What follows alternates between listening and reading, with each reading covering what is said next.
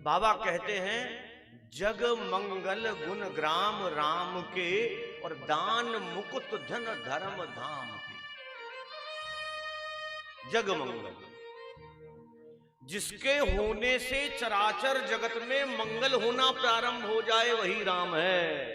रमयति सर्वान इति राम, जो सर्वत्र रमण करता है, सर्वत्र विराजमान रहता है, उसको राम कहते हैं। और यही बात पूज्यपाद गोस्वामी तुलसीदास जी भी कहते हैं, हरि व्यापक सर्वत्र समाना, प्रेम से प्रकट हो ही मैं जाना। तो जग मंगल गुण ग्राम राम के, भगवान चराचर जगत का मंगल करने वाले हैं। अब भगवान के होने से क्या होता है? हम जिन चीजों के पीछे पड़े हैं, धर्म, अर्थ, काम और मोक्ष, चार चीजों के पीछे ही तो हम लोग पड़े हैं। अब ये चार चीजें केवल और केवल भगवान के संग से प्राप्त हो जाती है। जग मंगल गुण ग्राम राम के, दान मुकुट धन धर्म धाम के। जब हमें एक स्थान पर होने से ही, एक स्थान पर सर झुकाने से ही सर्वस्व प्राप्त हो सकता है, तो कथा समझाना चाहती है हमें अन्यत्र कहीं भटकने की ही आवश्यकता नहीं। भगवान की जितनी भी लीलाएं, उसमें दो विशेष लीलाएं, एक भगवान राम और एक भगवान श्याम। आप दोनों में से किसी की भी शरणागति स्वीकार कर लो, ये पूर्ण ब्रह्म है, पूर्ण ब्रह्म है। कौन सी तिथि में? जिसमें हम बैठे हैं,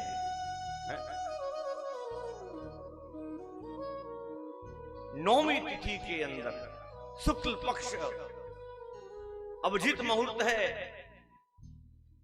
नौवीं तिथि है, चैत्र मास के शुक्ल पक्ष के दिन दोपहर में 12 बजे भगवान का प्राकट्य होता है। और देखिए ये जो लीला है, ये साधारण लीला नहीं है। इस दिन क्या है? जो 5 ग्रह हैं, 5 ग्रह वो उच्च के होकर के बैठे हैं। उच्च का अर्थात फुल पावर में होकर के बैठे हैं। भगवान की कुंडली के अंदर लग्न में चंद्रमा बैठा और चंद्र में गुरु बैठा है, उच्च के होकर के है। नौमी तिथि मधुमास पुनीता, शुक्ल पक्ष अभिजीत हरिप्रीता। हमारे यहां अभिजीत नक्षत्र को बहुत अच्छा माना जाता है। क्यों? हम कोई भी काम करते हैं, ब्राह्मणों को दिखवाया, क्या देखते हैं? सर्वार सिद्धि योग देखेंगे, अमृत सिद्धि योग देखेंगे, और कुछ भी नहीं मिलेगा तो अभिजीत नक्षत्र देखते हैं, अभिजीत मुहूर्त। जैसे प्रतिदिन राहु काल होता है, उसी प्रकार अभिजीत नक्षत्र भी होता है, अभिजीत मुहूर्त भी होता है। ज्यादातर जो समय है उसका आने का, वो दोपहर को 11:30 से लेकर 12:30 1 के बीच में आता है, अभिजीत मुहूर्त। अब हुआ क्या? जब भगवान का जन्म हुआ तो वहां पर सारे तीर्थ पहुंच गए। कौन सी तिथि में? नौमी में नहीं पहुंचे, ये अष्टमी की रात को ही लग गए। अनिल को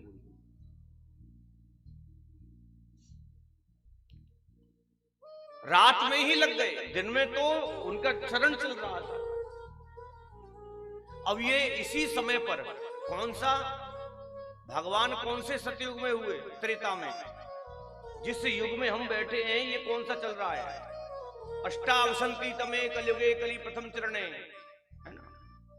वैवस्वत मनवंतर चल रहा है, 28वां मनवंतर चल रहा है। परंतु भगवान राम का जन्म इस मनवंतर में नहीं हुआ है। भगवान राम का जन्म हुआ है 24वें मनवंतर में। आज से 4 मनवंतर पहले भगवान राम का जन्म हुआ है। अब जो नक्षत्र है, ये नक्षत्र कब बना दोबारा?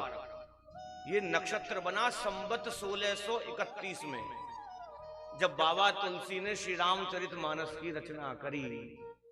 ये प्रसंग है पहले दिन का, परंतु सुना आपको इसलिए रहा हूं आज कि ये मैचिंग हो जाएगी, इसे समझ आ जाएगा सरलता से।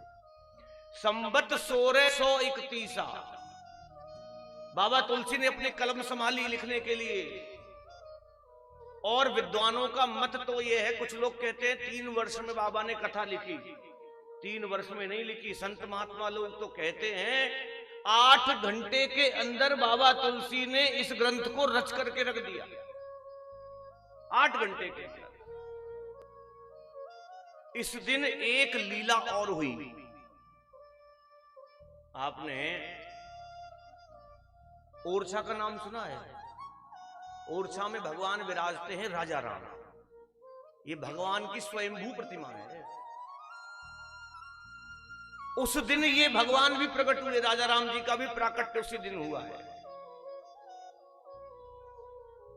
ओरछा के राजा थे मधुकर शाह। अब मधुकर शाह जो थे वो श्याम जी के भक्त, कन्हैया के भक्त, और उनकी जो पत्नी है वो राम जी की अनन्य भक्त। अब जैसे जैसे जैसे हमारे यहाँ जन्माष्टमी मनाई जाती है, ऐसे राम जी का भी झूलन, बिहारी जी का झूलन महोत्सव हो तो उधर मैया कहे कि हम तो अपने राम जी के यहाँ जाएंगे, अयोध्या जाएंगे। मधुकर शाह बोले हमारे साथ चलो, वृंदावन चलो, तुम्हें दर्शन करा के लाएंगे, भगवान का झूलन महोत्सव देखना। रानी बोली जब आप हमारे का नहीं देख सकते हो, हम आपके का काहे को देखे। तो रानी चली गई अयोध्या और महाराज चले गए वृंदावन। महाराज तो झूलन महोत्सव देख करके वापस आ गए, परंतु रानी नहीं आई। अब महारानी सरयू जी के घाट पर बैठ करके भगवान के भजन में ऐसी लगी कि भूल गई जाना भी वापस है, विस्मृति हो गई। राजा ने व्यंग किया, पत्र लिख करके भेजा कि रानी हमको तो ऐसा लगता है आप भगवान को लेकर के ही आओगी। वास्तविक घटना बता रहा हूं, काल्पनिक नहीं। आप भगवान को लेकर के ही आओगी। ये बात रानी के हृदय में लग गई कि राजा ने हमको ऐसा बोला है, अब खाली हाथ नहीं जा सकती हूं, लेकर के जाऊंगी तो भगवान को लेकर के जाऊंगी। अब उस विरह में भगवान की रानी जलने लगी नित्य प्रति, जलते जलते जलते वो 1 वर्ष हो गया भगवान प्रकट नहीं हुए। नवमी का दिन, रामनवमी अयोध्या में मनाई जा रही थी, उस दिन रानी ने प्रण कर लिया अगर आज भगवान प्रकट नहीं हुए तो अपने प्राण सरयू में ही कूद करके दे दूंगी, अपने प्राणों का परित्याग कर दूंगी। बैठे बैठे दोपहर निकलने वाली थी, प्रातः काल 4 बजे से बैठ गई मैया सरयू के किनारे, और धैर्य कितना साथ दे। और जैसे ही 12 बजे दोपहर के भगवान के जन्म का समय निकलने वाला था, मैया का धैर्य टूट गया। मैया ने कहा प्रभु अब तो मैं जा रही हूं मरने। सरयू जी में छलांग लगा दी मरने के लिए। उसी क्षण भगवान सरयू में प्रकट होकर के मैया का हाथ पकड़ करके बाहर ले आते, बोले से राजा रामचंद्र सरकार की। मैया ने अपनी गोदी में बिठाया, भगवान का स्वागत सत्कार किया। मैया बोली देखो अब आपको अयोध्या छोड़ करके ओरछा चलना पड़ेगा। राम जी बोले मैं अयोध्या छोड़ करके एक क्षण भी बाहर नहीं जाता हूं। कहने नहीं प्रभु आपको चलना पड़ेगा। भगवान बोले देखो आपकी भक्ति से बड़ा प्रसन्न हूं, तो भक्त के लिए तो सब कुछ करने को हमें करना पड़ता है, तो आप कहें तो चल देंगे, कोई बात नहीं, परंतु मैं ऐसे नहीं जाऊंगा। मैं केवल पुष्य नक्षत्र में ही यात्रा करूंगा। अभी पुष्य नक्षत्र कब आ रहा है? इस बार बड़ा अच्छा संयोग बन रहा है। 6 अप्रैल को पुष्य नक्षत्र आ रहा है, रवि पुष्य, जिसमें भगवान ने यात्रा करी। उस दिन रामनवमी भी है। तो मेरा निवेदन, आप जितने लोग बैठे हैं, आपके पति भी घर पे कारोबार में हो,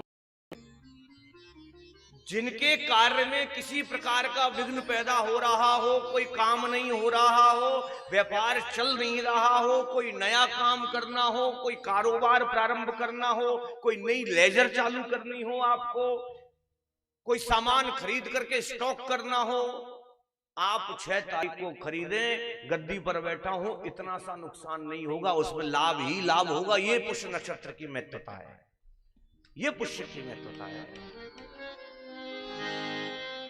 भगवान बोले हम चल तो देंगे, केवल और केवल पुष्य नक्षत्र में चलेंगे। मैया बोली ठीक है। तो भगवान अयोध्या से ओरछा कितने दिन में पहुंचे? 13 महीनों में, क्योंकि साल में 1 या 2 या 3 बार आता है बस पुष्य। तो जितनी पुष्य नक्षत्र रहता था उतनी यात्रा करते थे बस। 13 महीनों में अयोध्या से ओरछा पहुंचे। अब ओरछा पहुंचे तो जो मंदिर बन रहा था, पता लग गया कि रानी आ रही है, मंदिर भगवान का बनना है, तो मंदिर अधूरा रह गया, मंदिर बन नहीं पाया उस समय तक। तो रानी अपने महल में ले गई। अब भगवान तो खड़े प्रकट हुए, प्रतिमा खड़े में थी भगवान की। मैया बोली प्रभु अब तो हम पहुंच गए, बैठ जाओ। कहा नहीं नहीं, बैठ नहीं सकता हूं। अगर किसी भक्त को आवश्यकता पड़ी, किसी ने करुण पुकार करी, कोई इमरजेंसी में मुझे बुलाया, तो कैसे जाऊंगा, उठने में देर हो सकती है। मैया बोली नहीं नहीं, आप महलों में आ गए हो प्रभु, आप तो आराम करो, आप तो राजा हो। कहा मेरा काम कौन करेगा फिर? आपका काम करेंगे हनुमान जी महाराज। उस रानी के महल के सामने ही बिल्कुल हनुमान जी का मंदिर है। तो भगवान का जो मंदिर जब तैयार हुआ तो भगवान मंदिर में नहीं गए। भगवान ने कहा कि अब तो हम इसी महल में रहेंगे, हमारा ही महल है। तो भगवान उसी महल में विराजे और मैया के कहने पर भगवान उसी स्थान पर आलती पालती मार करके बैठ गए। लोगों ने देखा, ये प्रत्यक्षी घटना है। लोग आज जाकर के पूछे आप ओरछा में, वो बताएंगे कि प्रतिमा खड़ी थी और खड़ी हुई प्रतिमा बैठ गई। हो सकता है कभी, असंभव है। परंतु ओरछा के राजा राम प्रत्यक्ष में हैं। अभी जो बागेश्वर बाबा ने यात्रा निकाली, कहां तक निकाली? वो भी ओरछा तक निकाली थी। क्यों? स्वयं राम जी वहां प्रकट रूप में विराजमान हैं। तो अयोध्या में क्या हुआ? जब भगवान के राम का जन्म का वर्णन सुना तो तीर्थ सकल तहां चल आए, सारे तीर्थ चले आए, सारे नक्षत्र चले आए, सब देवता चले आए, भगवान का इंतजार करने लगे। रात्रि को 12 बजे, दोपहर में 12 बजे भगवान का जन्म हुआ। बोले राजा रामचंद्र सरकार की जय। तो चलिए हम भी अब थोड़ी देर अयोध्या का दर्शन करें, क्योंकि अयोध्या में ही सब कुछ, सारे देवता, सिद्ध, मुनीष, महात्मा और यहाँ तक भगवान शंकर भी स्वयं विद्यमान हैं। चल करके अयोध्या का आनंद लें। अरे ले चले अपनी नागरिया, अरे ले चले अपनी नागरिया, अवध बिहारी सांवरिया मेरो, अवध बिहारी सांवरिया। प्यारे ले चले अपनी नागरिया, ले चले अपनी नागरिया, अवध बिहारी सांवरिया मेरो, अवध बिहारी सांवरिया मेरो, अवध बिहारी सांवरिया मेरो, अवध बिहारी सांवरिया।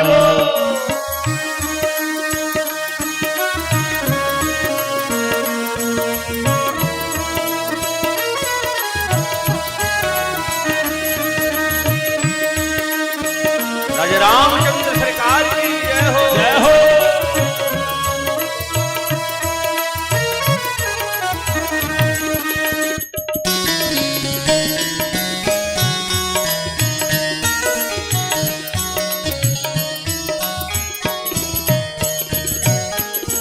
सरजू के तीर अयोध्या नगरी, सरयू के तीर अयोध्या नगरी, सरजू के तीर अयोध्या नगरी,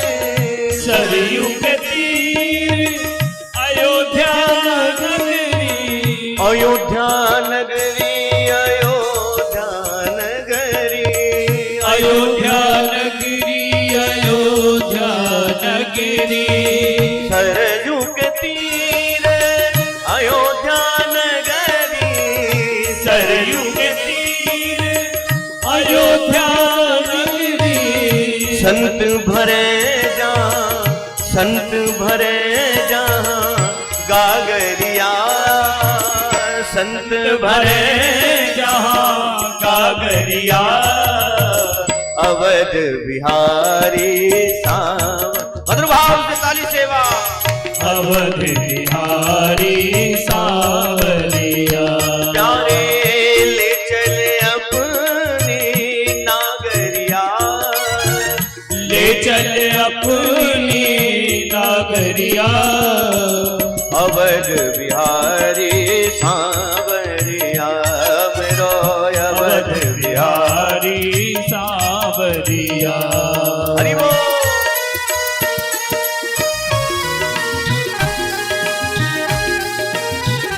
राजा रामचंद्र सरकार की जय हो। जय हो